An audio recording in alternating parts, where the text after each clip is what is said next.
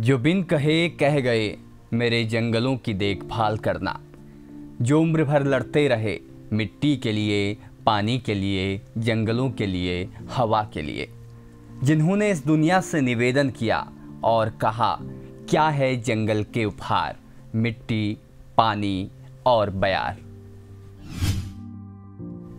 मिट्टी को बचाने वाले सुंदर लाल बहुगुणा आज मिट्टी में लीन हो गए हैं।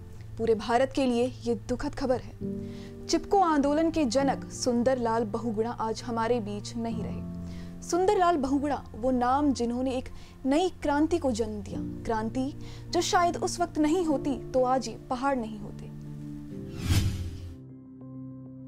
सुंदर लाल बहुगुणा का जन्म 9 जनवरी 1927 को उत्तराखंड के टिहरी जिले में हुआ।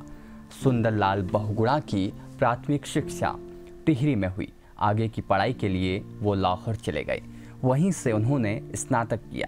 उनकी शादी विमला नौटियाल से हुई, जिसके बाद उन्होंने अपने गांव सिलियारा में ही पर्वतीय नवजीवन मंडल की स्थापना की।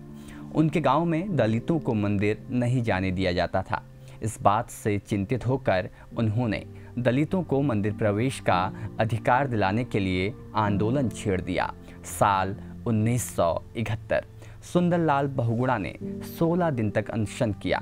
चिपको आंदोलन के कारण वो विश्व भर में वृक्ष मित्र के नाम से प्रसिद्ध हो गए। पर्यावरण से इतना प्रेम कि उन्होंने इसके संरक्षण के लिए करीब 5000 किलोमीटर की पद यात्रा तक कर डाली। चंबा के लंगेरा गांव से हिमालय क्षेत्र में करीब 5000 किलोमीटर की पद यात्रा विश्व स्तर पर सुर्खियों में रही।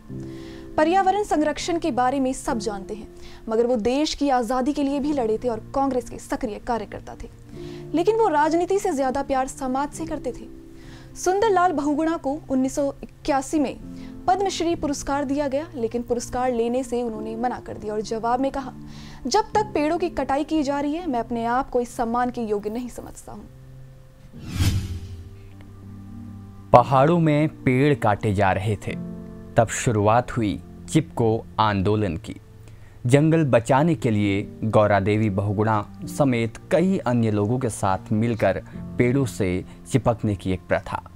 टिहरी बांध निर्माण में 84 दिन का लंबा अनशन रखा गया और यही नहीं, सिर भी मुड़वा लिया गया। उनका अपना घर भी टिहरी बांध में डूब गया और उनके हिस्से आई जेल। 94 वर्ष की आयु में कोरोना से लड़ते हुए सुंदर लाल बहुगुणा ने अपना पार्थिव शरीर त्याग दिया। अब मिट्टी ने उन्हें खुद में समाहित कर लिया, अब जल ने उन्हें स्वीकार कर लिया, अब बयार में वो लीन हो गए हैं इन जंगलों को अकेला छोड़कर। श्रद्धांजलि।